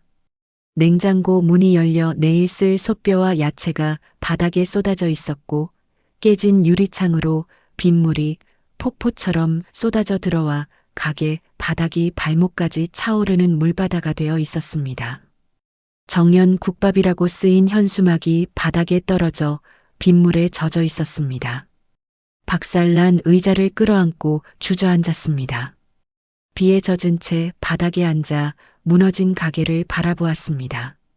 처음 이 가게에 들어왔을 때 곰팡이를 벽지를 뜯어내던 손, 찌그러진 가마솥을 리어카에 싣고 끌어오던 그 길 첫 손님이 국물을 한 숟갈 떠먹고 눈이 커지던 그 순간 전부 부서졌습니다. 이제 우리 지훈이는 어떡하나. 전세금 봉투는 절반도 안 남아 있었고 가게는 폐허가 되었습니다. 금전 등록기 밑에 숨겨둔 봉투를 더듬어 꺼냈습니다. 다행히 젖지는 않았습니다. 봉투 옆에 할머니가 주었던 폐지 조각들이 비닐 지퍼백에 담겨 있었습니다. A동, B동, C동. 아무 의미 없는 숫자들인지도 모르지만 저는 그 조각들을 꽉 쥐었습니다. 부적이라도 되는 것처럼. 할머니의 거친 손과 그 뒤에 숨은 또렷한 눈빛이 떠올랐습니다. 핸드폰을 꺼내 지훈이의 사진을 열었습니다. 화면에 빗물이 떨어져 아이의 얼굴이 일렁였습니다. 사진 속 지훈이의 입술에 제 입술을 갖다 대었습니다. 엄마가 이거 지켜내서 꼭 너 데리러 갈게. 다음 날 아침 가게 앞에 최후 통첩이 붙어 있었습니다. 내일 오전 9시까지 자진 퇴거하지 않으면 강제 철거에 들어간다는 내용이었습니다. 굴삭기가 온다는 뜻이었습니다. 가게 앞에 서서 그 종이를 한참 들여다보았습니다. 두려웠습니다. 온몸이 떨렸습니다. 하지만 여기서 물러나면 전부 끝입니다. 가게 뒤편 창고에서 굵은 쇠사슬을 찾아왔습니다. 가마솥 다리에 사슬 한쪽 끝을 감고 다른 쪽 끝을 제 허리에 단단히 감아 자물쇠로 잠갔습니다. 쇠사슬이 차가워서 온몸에 소름이 돋았지만 오히려 그 차가움이 정신을 또렷하게 만들었습니다. 죽어도 여기서 안 나갑니다. 이 가마솥이 제 전부입니다. 이 가마솥이 없으면 지훈이를 데려올 수 없습니다. 폭풍 전야의 새벽이었습니다. 차가운 시장 바닥에 앉아 쇠사슬을 쥔 채 비에 젖은 가게 안에서 아들의 이름을 되뇌었습니다. 지훈아, 지훈아, 엄마가 여기서 버티고 있다. 동쪽 하늘이 조금씩 밝아오기 시작했습니다. 결전의 아침이 오고 있었습니다. 9시가 되었습니다. 시장 골목 저편에서 굴삭기의 엔진 소리가 울려왔습니다. 굵고 낮은 진동이 가게 바닥을 타고 올라와 쇠사슬을 통해 제 허리까지 전해졌습니다. 심장이 갈비뼈를 때리듯 쿵쿵 뛰었습니다. 밤새 한숨도 못 잤습니다. 쇠사슬에 묶인 채 차가운 바닥에 앉아 뜬 눈으로 새벽을 보냈습니다. 굴삭기가 골목 입구의 모습을 드러냈습니다. 노란 철판 위에 흙이 묻어 있었고 바가지 끝이 하늘을 향해 치켜 올려져 있었습니다. 저 바가지 한 번이면 제 가게가 통째로 사라집니다. 그 뒤로 가죽 점퍼를 입은 용역 사내들이 20명 남짓 줄지어 걸어왔습니다. 쇠파이프를 든 놈도 있었고 절단기를 든 놈도 있었습니다. 양쪽에는 경찰 4명이 서 있었는데 제지하려는 기색이 전혀 없었습니다. 팔짱을 낀 채 하늘만 보고 있었습니다. 방관이었습니다. 아니, 비호였습니다. 황 회장이 맨 앞에 서서 메가폰을 들었습니다. 가죽 재킷에 선글라스를 낀 모습이 마치 영화 속 악당처럼 우스꽝스러웠지만 웃을 수 없었습니다. 윤정연, 미친년아. 내 새끼 고아 만들고 싶지 않으면 쇠사슬 풀고 당장 꺼져. 메가폰에서 울려 퍼지는 목소리가 시장 전체를 쩌렁쩌렁 울렸습니다. 멀찍이 숨어서 지켜보던 상인 몇 명이 고개를 돌렸습니다. 아무도 나서지 않았습니다. 저는 가마솥 앞에 앉은 채 쇠사슬을 두 손으로 움켜쥐었습니다. 손바닥에 쇠의 차가운 감촉이 파고들었습니다. 목구멍에서 소리가 터져 나왔습니다. 제 목소리인지도 몰랐습니다. 짐승 같은 제 안에서 한 번도 나와본 적 없는 소리였습니다. 이게 내 새끼 데려올 내 전부다. 밟고 지나가라. 목소리가 갈라졌고 눈에서 눈물이 쏟아졌지만 손은 쇠사슬을 놓지 않았습니다. 황 회장이 손가락을 튕겼습니다. 용역산에 넷이 달려들었습니다. 두 놈이 제 양팔을 잡아당기고 한 놈이 절단기를 허리에 쇠사슬에 들이댔습니다. 절단기 날이 쇠사슬 위에서 돌아가며 귀를 찢는 소음을 냈고 쇳가루가 사방으로 튀었습니다. 불꽃이 제 옷에 튀어 팔뚝에 화상을 입었지만 이를 악물고 발버둥 쳤습니다. 양팔을 잡은 사내들의 손을 물어뜯으며 버텼습니다. 한 놈이 비명을 지르며 손을 뺐지만 다른 놈이 제 머리를 바닥으로 눌렀습니다. 싸늘한 시멘트 바닥에 뺨이 닿았습니다. 모래알이 볼에 박혀 아팠지만 쇠사슬을 감은 손을 풀지 않았습니다. 쇠사슬이 반쯤 잘려나갈 무렵이었습니다. 굴삭기가 천천히 전진하기 시작했습니다. 거대한 바가지가 하늘에서 내려오며 정년 국밥이라고 쓰인 간판을 향했습니다. 그림자가 제 위를 덮었습니다. 바가지 끝이 간판에 닿으려는 찰나 굴삭기 엔진 소리를 뚫고 이상한 소리가 들렸습니다. 빵, 빵빵. 모두의 고개가 동시에 돌아갔습니다. 좁은 시장 골목 저편에서 햇빛을 받아 번쩍이는 검은 차 한 대가 먼지를 일으키며 돌진해 왔습니다. 시장 골목이 너무 좁아 양쪽 가판대를 스치며 들어왔는데 차체에 흠집 하나 없었습니다. 최고급 벤츠 마이바흐였습니다. 그 뒤를 검은 세단 세 대가 바짝 뒤따랐습니다. 마이바흐가 굴삭기 바로 앞에서 급정거했습니다. 타이어가 시멘트 바닥에 끽 소리를 내며 멈춰 섰습니다. 굴삭기 바가지와 마이바흐 보닛 사이 거리가 1미터도 채 안 되어 보였습니다. 굴삭기 기사가 바가지를 멈추고 창문으로 고개를 내밀었습니다. 용역 사내들이 제 팔을 잡은 채 동작을 멈추었습니다. 순식간에 시장 전체가 정적에 빠졌습니다. 굴삭기 엔진이 꺼지고 바람 소리만 들렸습니다. 검은 세단의 문이 동시에 열렸습니다. 검은 정장에 이어폰을 낀 체격 좋은 남자들이 차에서 내렸습니다. 경호원이었습니다. 6명이 일사불란하게 마이바흐 양옆으로 도열했습니다. 뒤이어 서류 가방을 든 양복 차림의 남녀 3명이 내렸습니다. 변호사들이었습니다. 시장 골목에 양복과 구두가 이렇게 많이 등장한 건 이 시장이 생긴 이래 처음이었을 겁니다. 수석 변호사로 보이는 은발의 남자가 성큼성큼 걸어와 절단기를 들고 있던 용역 앞에 섰습니다. 사내보다 머리 하나는 작았지만 눈빛이 용역을 찍어 누르고도 남을 만큼 묵직했습니다. 변호사가 서류 가방에서 파란 표지의 문서를 꺼내 용역 반장의 눈앞에 펼쳐 보였습니다. 법원의 명도 집행 정지 가처분 명령서입니다. 이 시각부로 일체의 철거 행위는 위법입니다. 즉시 중단하십시오. 용역 반장이 문서를 빼앗으려 했지만 변호사가 한 발 물러서며 차갑게 웃었습니다. 복사본을 한 장 더 꺼내 내밀었습니다. 용역 반장이 문서를 들고 황 회장에게 뛰어갔습니다. 황 회장의 얼굴이 하얘지는 게 보였습니다. 메가폰을 든 손이 가늘게 떨리고 있었습니다. 그때 마이바흐의 뒷좌석 문이 열렸습니다. 먼저 보인 건 구두였습니다. 윤이 나는 검은색 가죽 구두가 바닥에 내디졌습니다. 이어서 밍크 코트 자락이 보였고 반짝이는 진주 목걸이가 보였고 그 위로 한 노부인의 얼굴이 나타났습니다. 숨이 멎었습니다. 그 얼굴을 알고 있었습니다. 매일 구석자리에 앉아 국밥을 비우던 그 얼굴.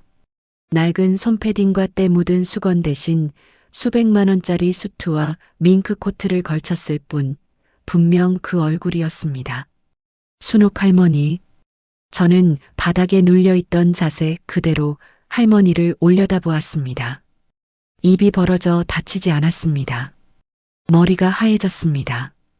아무 생각도 안 났습니다.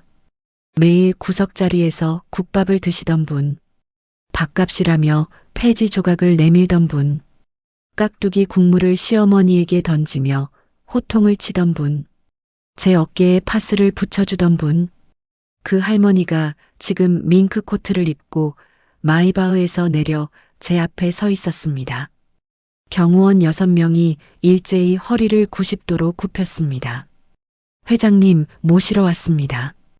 그 소리가 시장 골목에 우렁차게 울려 퍼졌습니다. 회장님이라는 단어가 제 머릿속에서 맴돌았습니다. 폐지를 줍던 할머니, 치매 기운이 있던 할머니, 제가 국밥을 말아드리고 장갑을 사드린 그 할머니가 회장님이라고요. 황 회장의 무릎이 꺾이는 게 보였습니다. 메가폰이 손에서 미끄러져 바닥에 떨어졌습니다. 옆에 서 있던 시행사 부패 임원 역시 다리에 힘이 풀려 주저앉았습니다. 하얀 봉투를 주고받던 그 임원이었습니다. 그들의 얼굴이 백지장처럼 하얘진 모습은 단순한 공포가 아니었습니다. 인생이 끝났다는 걸 직감한 사람의 표정이었습니다. 방관하던 경찰 4명도 뒤로 슬금슬금 빠지기 시작했습니다. 할머니가 걸어왔습니다. 낡은 고무신을 끌던 걸음이 아니었습니다. 등을 쭉 펴고 턱을 살짝 들고 한 발 한 발 바닥을 누르듯 디디는 걸음이었습니다. 경호원들이 양옆에 도열하고 변호사들이 뒤를 따랐습니다. 시장 골목의 상인들이 본능적으로 양쪽으로 갈라졌습니다. 할머니가 지나가는 길 위에 아까 용역들이 던져놓은 쇠파이프가 있었는데 경호원이 재빨리 치웠습니다. 할머니가 제 앞에 섰습니다. 무릎을 구부려 차가운 바닥에 앉더니 저를 누르고 있던 용역 사내의 손을 가만히 잡았습니다. 아무 말도 하지 않았습니다. 눈만 마주쳤는데 그 눈에 서린 위험이 사내를 압도했습니다. 사내가 화들짝 놀라 손을 뗐습니다. 할머니가 제 허리에 감긴 반쯤 잘린 쇠사슬을 두 손으로 잡고 천천히 풀어주었습니다. 쇠사슬이 허리에서 빠져나갈 때 자국이 남아 쓰라렸지만 할머니의 거칠고 마른 손이 그 위를 쓸어주었습니다. 그 손길은 세상에서 가장 따뜻했습니다. 사슬이 풀리자 제 몸이 앞으로 꺾였습니다. 할머니가 저를 받아 안았습니다. 밍크 코트에서 나는 향수 냄새 사이로 할머니 특유의 폐지 냄새가 희미하게 섞여 있었습니다. 그 냄새를 맡는 순간 참았던 울음이 한꺼번에 터졌습니다. 할머니가 제 찢어진 손을 어루만지며 말했습니다. 그 목소리는 시장 골목 전체에 울릴 만큼 단단하면서도 제 귓가에 닿는 부분만은 한없이 부드러웠습니다. 내 딸 정연아, 그동안 내 새끼 품느라 고생했다. 이제 내 진짜 새끼 데리러 가자. 할머니가 저를 일으켜 세웠습니다. 제 다리에는 힘이 없었지만 할머니의 팔이 저를 단단히 잡고 있었습니다. 둘러선 상인들의 입이 벌어져 있었고 용역들은 절단기와 쇠파이프를 슬금슬금 바닥에 내려놓고 뒷걸음질 치고 있었습니다. 할머니가 고개를 돌려 경호원에게 턱짓을 했습니다. 경호원 2명이 주저앉아 있는 황 회장의 양팔을 잡아 일으켰습니다.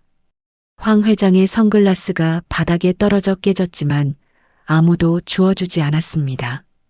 황 회장의 입술이 파르르 떨리고 있었습니다.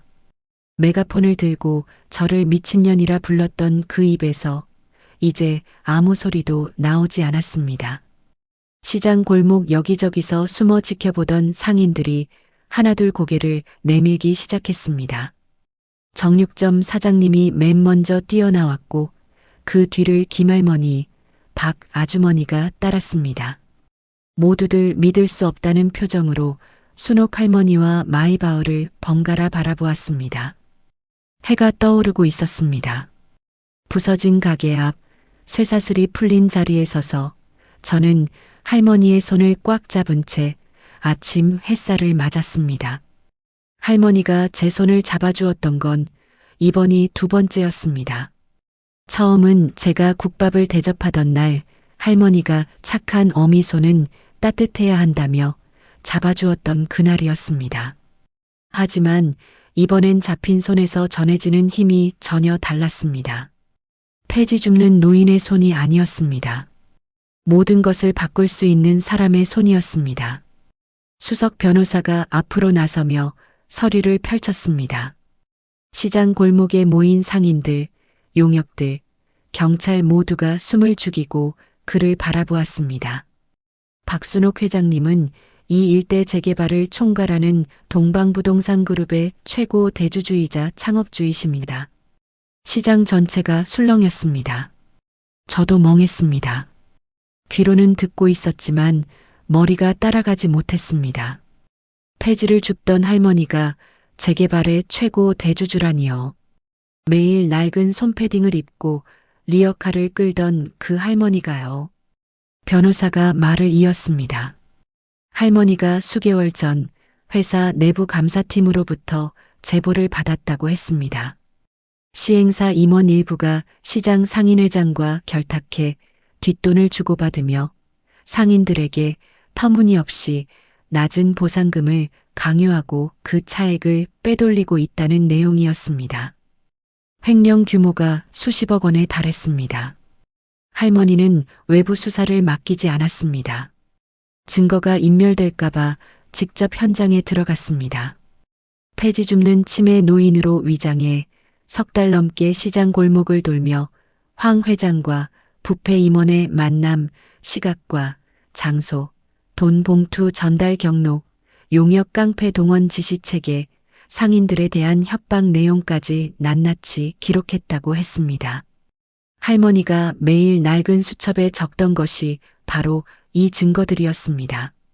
눈이 가늘어진 채 상인들의 행동을 살피던 그 눈빛, 황 회장 사무실 앞에서 동선을 세던 그 모습이 파노라마처럼 스쳤습니다. 저는 할머니를 올려다보았습니다. 할머니는 여전히 제 손을 잡고 서 있었습니다. 그 눈빛이 가게 구석자리에서 수첩에 뭔가를 적다가 제가 쳐다보면 후다닥 숨기던 그때의 눈빛과 같았습니다. 그때는 치매 노인의 엉뚱한 행동이라 여겼는데 전부 계산된 것이었습니다. 변호사가 경찰을 향해 고개를 돌렸습니다. 횡령 장부와 폭력 교사 증거를 지금 바로 넘기겠습니다. 경찰 측은 즉시 신병을 확보하십시오. 아까까지 방관하던 경찰 4명이 갑자기 자세를 바로잡았습니다. 변호사가 서류 가방에서 두꺼운 파일 2개를 꺼내 경찰에게 전달했습니다. 경찰 하나가 무전기를 들었고 5분도 안 돼 순찰차 2대가 시장 입구에 도착했습니다. 황 회장이 도망치려 했습니다. 몸을 돌려 뒷골목으로 뛰려는 순간 경호원 하나가 팔 하나로 황 회장의 어깨를 잡아 돌려 세웠습니다. 수갑이 찰칵 소리를 내며 황 회장의 손목에 채워졌습니다. 용역 반장의 손목에도 수갑이 채워졌습니다. 부패 임원 역시 순찰차 옆으로 끌려갔습니다. 세 사람이 순찰차에 태워지는 걸 보며 시장 상인들이 하나둘 박수를 치기 시작했습니다. 어디선가 양동이에 물을 담아온 사람이 있었습니다. 물바가지 세례가 순찰차 위로 쏟아졌습니다. 김할머니가 신을 벗어 순찰차 창문에 던졌고 박 아주머니가 쌍욕을 퍼부었습니다. 수년간 쌓인 한이 그렇게 터져나왔습니다. 물바가지 세례를 받으며 끌려가는 황 회장의 일그러진 얼굴을 보면서 시장 바닥에서 폐지를 줍고 리어카를 빼앗기고도 묵묵히 수첩에 기록하던 할머니의 모습이 겹쳐졌습니다. 그런데 끝이 아니었습니다. 시장 입구 쪽에서 고함 소리가 들렸습니다. 익숙한 목소리였습니다. 등줄기를 타고 올라오는 한기, 제 핏줄을 따라 신경이 곤두서는 그 목소리. 시어머니였습니다. 시동생이 뒤따르고 있었고 시어머니의 손에 지훈이의 손목이 잡혀 있었습니다. 지훈이가 끌려오고 있었습니다. 아이의 얼굴이 겁에 질려 하얗게 변해 있었고 눈두덩이 주위가 벌겋게 부어 있는 걸 보니 울다 지친 게 분명했습니다. 시어머니는 상황 파악을 하지 못한 채 소리를 질렀습니다. 마이바흐도 경호원도 변호사도 눈에 안 들어오는 모양이었습니다. 돈밖에 보이지 않는 사람이었으니까요. 재개발 보상금 나온다며? 한 푼도 빠짐없이 내놓지 못해. 시어머니가 지훈이의 손목을 번쩍 들어올리며 주위를 둘러보았습니다. 아이가 얼굴을 찡그리며 아프다고 소리쳤습니다. 그 소리를 듣는 순간 이성이 끊어졌습니다. 달렸습니다. 맨발이었는지 신발을 신고 있었는지도 몰랐습니다. 시어머니 앞에 도착해서 아이의 손목을 잡고 있는 시어머니의 손가락을 한 개씩 벌려냈습니다. 시어머니가 고함을 질렀지만 들리지 않았습니다. 지훈이의 손목이 풀려나는 순간 저는 아이를 품에 꽉 껴안았습니다.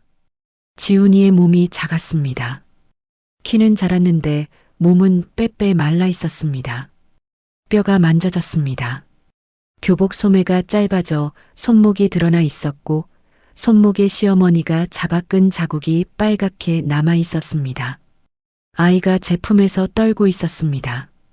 목덜미에서 나는 아이 냄새, 반년 넘게 맡지 못했던 그 냄새가 코끝에 닿자 두 눈에서 눈물이 복물처럼 쏟아졌습니다. 찜질방에서 핸드폰 사진만 들여다보던 그 밤들이 학원가 골목에서 뒷모습만 훔쳐보고 돌아서던 그 토요일 밤이 한꺼번에 밀려왔습니다. 엄마 왔어. 엄마가 왔어. 지훈아. 아이가 제 옷자락을 두 손으로 꽉 움켜쥐었습니다. 작은 주먹이 하얘질 만큼 세게 쥐고 있었습니다. 놓으면 또 떼어놓을까봐 무서운 거였죠. 아이의 등을 토닥이는데 등뼈가 하나하나 손바닥에 느껴졌습니다. 밥을 제대로 못 먹은 겁니다. 가슴 한복판이 칼로 도려내는 것처럼 아팠습니다. 시어머니가 길길이 날뛰었습니다. 시동생에게 저를 떼어놓으라고 소리쳤습니다. 시동생이 한 발 다가서려는 순간 수석 변호사가 두 사람 앞을 막아서며 차갑게 말했습니다. 최말숙 씨, 잘 들으십시오.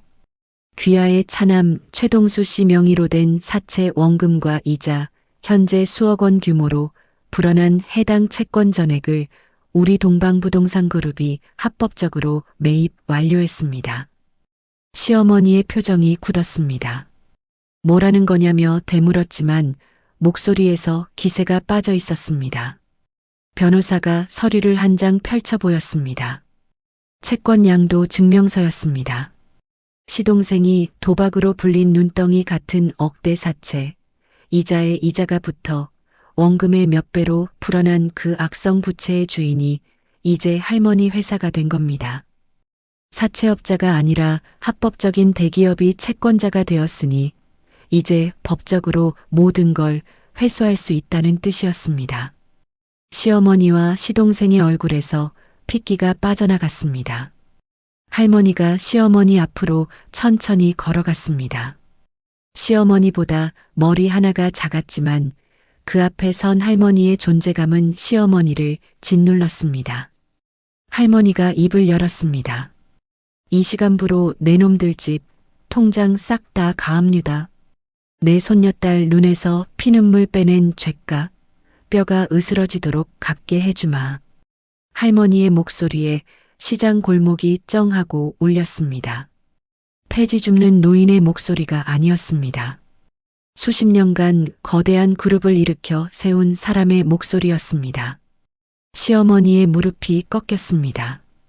바닥에 주저앉아 두 주먹으로 땅을 치며 살려달라고 울부짖었습니다.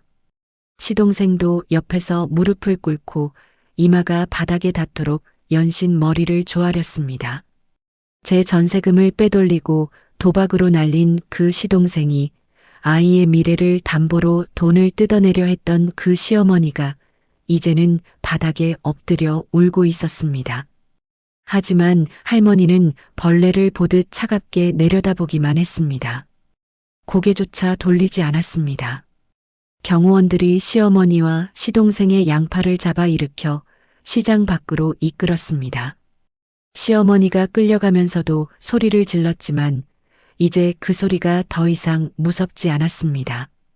한겨울 밤 맨몸으로 쫓겨나던 날 지훈이의 손을 놓아야 했던 그날 밤부터 1년 넘게 목을 짓누르던 돌덩이가 가슴에서 굴러내리는 것을 느꼈습니다.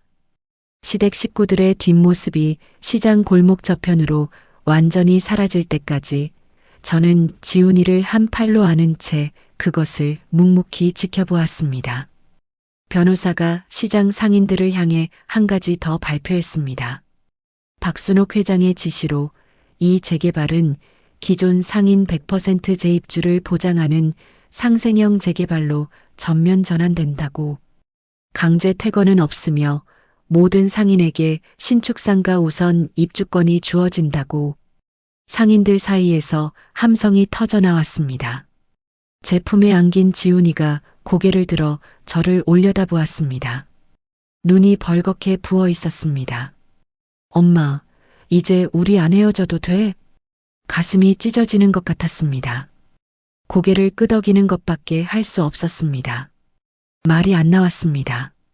고개만 끄덕끄덕, 눈물만 줄줄. 반년 넘게 이 한마디를 듣기 위해 새벽마다 뼈를 삶고 가마솥 앞에서 쓰러질 때까지 버텼습니다. 찜질방에서 아이의 사진을 껴안고 잠든 그 밤들이 한겨울 문 앞에서 아이의 손을 놓아야 했던 그 순간이 전부 이 한마디에 녹아들었습니다. 할머니가 다가와 지훈이의 머리를 쓰다듬었습니다. 거칠지만 따뜻한 손이었습니다. 처음 만난 날 제 손을 잡으며 착한 어미손은 따뜻해야 한다고 했던 그 손이 이번에는 제 아이의 머리를 쓰다듬고 있었습니다. 할미가 이쁜 내 강아지 제일 따뜻한 방에서 재워줄게. 할머니의 눈시울이 붉어지는 걸 저는 처음 보았습니다. 매의 눈도 치매 노인의 흐린 눈도 아닌 그냥 한 할머니의 눈이었습니다. 시장 상인들이 박수를 치는 가운데 저와 지훈이 그리고 순옥 할머니 세 사람이 부서진 가게 앞에서 서로를 끌어안았습니다. 박살난 간판 아래였지만 지옥 같던 어둠이 걷히고 아침 햇살이 우리 셋을 온전히 비추고 있었습니다. 이듬해 봄이었습니다. 시장이 있던 자리에 15층짜리 주상복합 건물이 올라갔습니다. 유리 외벽에 봄 햇살이 부딪혀 반짝이는 건물 앞에 서서 저는 한참 동안 올려다보았습니다. 벚꽃이 바람에 날려 건물 앞 인도 위로 흩날렸습니다. 1년 전만 해도 곰팡이 핀 반지하에서 찌그러진 가마솥 하나 붙잡고 쇠사슬에 몸을 묶던 제가 지금 이 건물 1층에 가게를 여는 겁니다. 꿈만 같았습니다. 그런데 꿈이 아니었습니다. 손에 들린 가게 열쇠가 햇빛에 반짝이는 게 너무 생생했으니까요. 그날 아침 지훈이가 먼저 일어나 넥타이를 매고 있었습니다. 며칠 전 사준 새 교복이 아이에게 딱 맞았습니다. 반년 사이에 살이 올라 볼이 통통해졌고 눈빛이 밝아져 있었습니다. 같이 살기 시작한 뒤로 아이가 밥을 참 잘 먹었습니다. 매일 저녁 국밥을 한 그릇 비우고 밥을 한 공기 더 달라고 했습니다. 그럴 때마다 저는 등을 돌려 몰래 눈물을 훔쳤습니다. 시어머니 밑에서 얼마나 굶었으면 이렇게 먹는지. 엄마, 오늘 개업이잖아. 나도 도와줄게. 지훈이가 소매를 거두며 씩 웃었습니다. 한때 제 옷자락을 하얘질 만큼 움켜쥐던 그 손이 이제는 먼저 나서서 일을 돕겠다고 내밀어졌습니다. 건물 1층 가장 안쪽, 볕이 가장 잘 드는 자리. A동 101호. 가게 앞에 서는 순간 소름이 돋았습니다. 할머니가 밥값이라며 주었던 폐지 조각들. A동 101, 면적 50, 보증금 면제.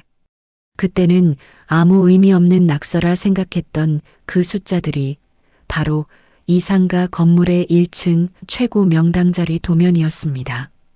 면적 50은 50평이었고 보증금 면제는 말 그대로였습니다. 할머니는 처음 만난 그날부터 저에게 이 자리를 주려고 한 장 한 장 도면을 건넨 겁니다.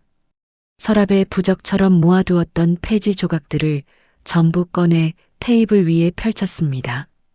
B동 203, C동 305, D동 102, 하나하나 이 건물의 호수와 대조해 보았습니다. 전부 맞았습니다. 할머니가 제게 국밥을 드시며 매일 한 장씩 건넨 부적이 사실은 제 미래의 설계도였다는 걸 알았을 때 무릎에 힘이 빠져가게 입구에 주저앉았습니다. 눈물이 또 났습니다. 1년 넘게 울어서 이제 눈물이 마를 줄 알았는데 이번 눈물은 달랐습니다. 따뜻했습니다. B동과 C동의 호수들은 아마 다른 상인들에게 돌아갈 자리일 거라는 생각이 들었습니다. 할머니는 처음부터 이 시장 전체를 살릴 그림을 그리고 있었던 겁니다. 가게가 넓었습니다.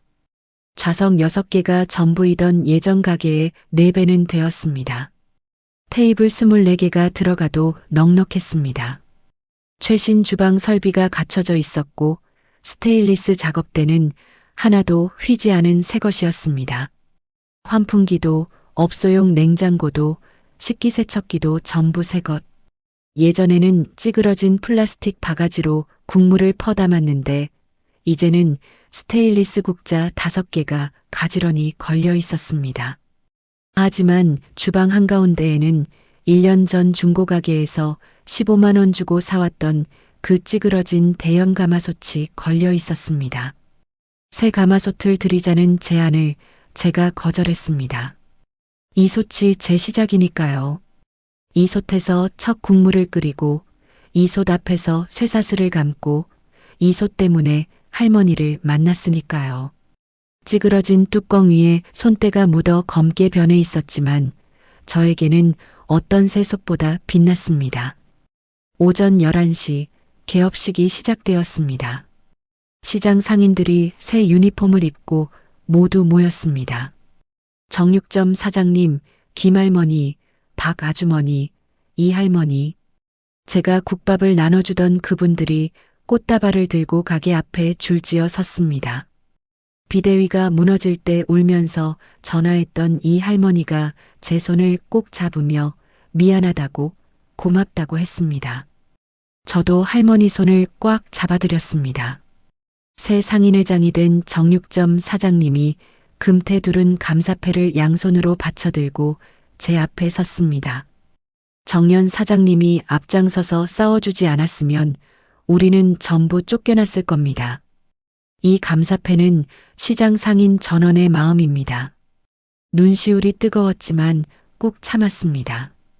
오늘은 우는 날이 아니라 웃는 날이니까요. 감사패를 받아들고 허리를 깊이 숙여 인사했습니다. 상인들이 박수를 쳤고 누군가가 폭죽을 터뜨렸습니다. 톡톡 터지는 종이 조각이 봄바람에 날려가게 안까지 들어왔습니다. 지훈이가 학교를 마치고 교복 차림으로 뛰어왔습니다. 가방을 가게 구석에 내려놓더니 앞치마를 두르고 식기를 나르기 시작했습니다. 엄마, 손님들 물 먼저 갖다 드려야지. 밝은 목소리로 물컵을 쟁반에 올리는 아이의 모습을 보며 1년 전 한겨울 문 앞에서 아이의 손을 놓아야 했던 그 밤이 떠올랐습니다. 학원가 골목에서 고개를 숙이고 혼자 터벅터벅 걷던 뒷모습이 떠올랐습니다. 같은 아이인데 전혀 다른 아이였습니다. 볼에 핏기가 돌고 어깨가 펴지고 무엇보다 웃고 있었습니다. 그 웃음 하나면 됐습니다. 지난 1년 동안 새벽마다 뼈를 삶고 하수구를 청소하고 쇠사슬에 몸을 묶었던 모든 날이 이 웃음 하나로 보상받는 기분이었습니다. 가게 한편 볕이 가장 잘 드는 창가 자리에 특별한 좌석이 마련되어 있었습니다. 최고급 쿠션이 깔린 의자와 작은 꽃병이 놓인 테이블, 그 자리 위에 예약석이라고 쓴 팻말이 세워져 있었습니다. 사실 예약석이 아니라 지정석이었습니다. 문이 열리고 순옥 할머니가 들어왔습니다. 오늘은 실크 원피스에 진주 귀걸이를 하고 있었습니다. 경호원 한 명이 문을 잡아주었지만 할머니는 손을 내저으며 혼자 걸어 들어왔습니다. 등을 쭉 펴고 한 발 한 발 바닥을 누르듯 디디는 그 걸음. 하지만 지정석에 앉을 때는 무릎이 좀 아프셨는지 살짝 찡그린 표정을 지었습니다. 78연세에 석 달이나 폐지를 주우며 시장 바닥을 걸으셨으니 무릎이 성할 리 없었습니다. 저는 웃으며 달려가 할머니의 팔을 잡아드렸습니다. 지훈이도 뛰어와 할머니에게 물을 따라드렸습니다. 할머니가 지훈이의 머리를 쓰다듬으며 환하게 웃었습니다. 가장 진하게 우려낸 국물에 밥을 넉넉히 말고 고기를 듬뿍 올리고 팔을 송송 썰어 얹었습니다. 1년 전 시장 골목에서 쓰러진 할머니에게 처음 말아드린 것과 똑같은 방식이었습니다. 그때는 찌그러진 그릇에 담았지만 오늘은 새하얀 도자기 그릇입니다. 하지만 국물은 같은 가마솥에서 나온 같은 맛이었습니다.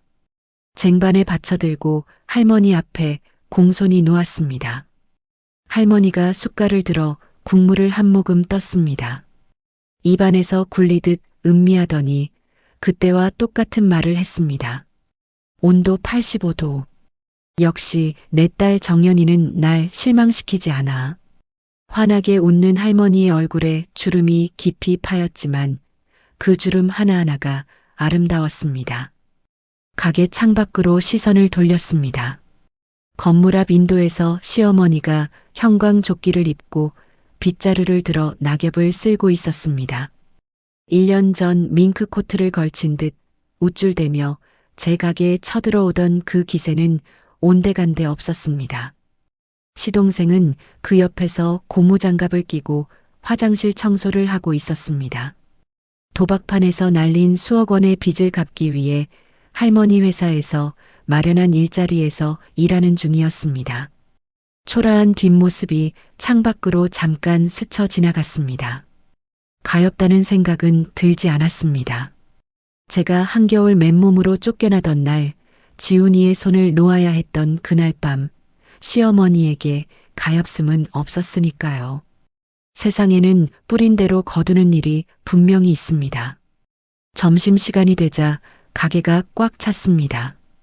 24자리가 전부 차고도 밖에 줄이 서 있었습니다. 정신없이 국밥을 말아 내놓으며 저는 행복했습니다. 1년 전에도 이렇게 국밥을 말았는데 그때는 생존이었고 지금은 기쁨이었습니다. 점심 러시가 끝난 뒤 저와 지훈이와 순옥 할머니 세 사람이 한 테이블에 마주 앉아 국밥을 먹었습니다. 피가 섞이지 않은 세 사람이었지만 어떤 가족보다 단단한 가족이라는 걸 느꼈습니다. 할머니가 지훈이의 국밥에 고기를 하나 더 올려주었고 지훈이가 할머니에게 깍두기를 집어드렸습니다. 저는 그 모습을 바라보며 1년 전 찜질방 구석에서 아이의 사진을 껴안고 울던 밤을 떠올렸습니다. 그때의 저에게 말해주고 싶었습니다. 그 국밥 한 그릇이 전부 바꿔놓을 거라고, 포기하지 말라고. 지옥 같던 그 겨울, 제가 아무 조건 없이 내민 따뜻한 국밥 한 그릇이 제 아들을 되찾아주고 제 인생을 구원했습니다. 세상이 아무리 각박해도 강자에게 당당하고 약자에게 베푸는 삶을 살겠다고 굳게 다짐합니다. 이 가마솥이 뜨거운 한 저는 그렇게 살겠습니다. 문이 열리고 새로운 손님들이 들어왔습니다. 저는 앞치마를 여미고 자리에서 일어났습니다. 가마솥에서 김이 모락모락 피어오르고 있었습니다. 찌그러진 뚜껑 위로 뽀얀 증기가 올라오는 모습이 1년 전 처음 국물을 끓이던 그 새벽과 똑같았습니다. 달라진 건 솥이 아니라 저였습니다. 국자를 들고 가장 환한 미소를 지었습니다. 어서 오세요. 따뜻한 국밥 한 그릇 드시고 가세요. 지훈이가 옆에서 물컵을 쟁반에 올리고 할머니가 지정석에서 환하게 웃으며 손을 흔들었습니다. 가마솥에서 뽀얀 김이 피어올랐습니다. 오늘도 좋은 하루입니다. 여러분, 오늘 사연 어떠셨나요? 명나라 홍자성은 그의 저서 책은담에서 이런 말을 남겼습니다.